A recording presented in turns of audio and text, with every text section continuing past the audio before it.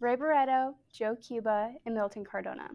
Those are some of the most famous Cuban jazz conga players who changed the sound of jazz by adding a unique sound to the rhythm section. In the 1920s, jazz was at its peak of popularity, and it got the nickname the Roaring Twenties. Today, we'll be talking about the history of the congas, the different sounds the instruments can make, and what playing an instrument can do to benefit society. The materials used today are a high conga and a low conga.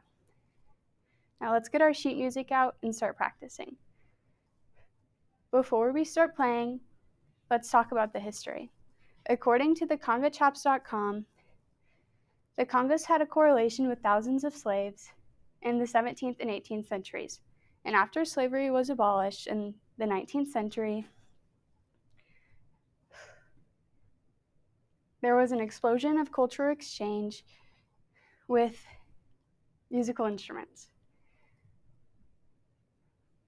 Traditionally, the congas were non-mechanically tuned instruments, and up until the 1950s, they were attached to the staved wooden bodies with either tacks or nails would be up here.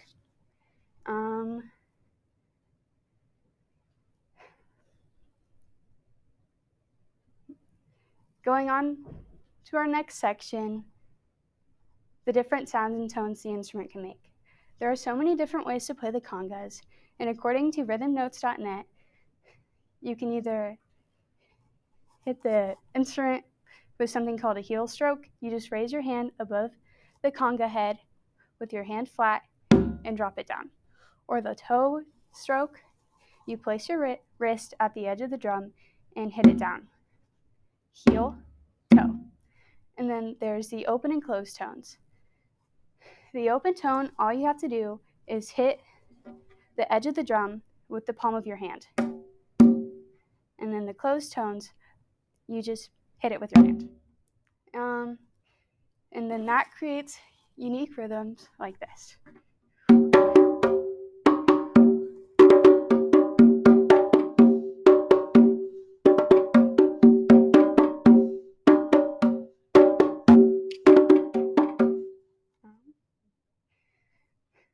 Like most percussion instruments, the congas use a lot of hand muscles.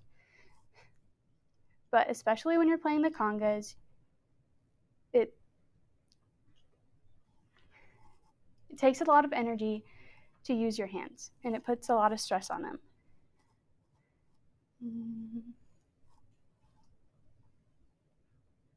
So when you're practicing, you want to make sure you're relaxed. So when it comes to a performance, you don't have to worry about playing rhythms and counting measures. Our last and final point, the history.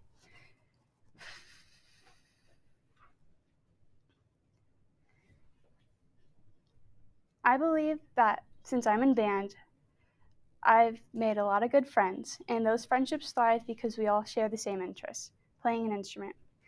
Playing an instrument can help create bonds between friends and make them stronger.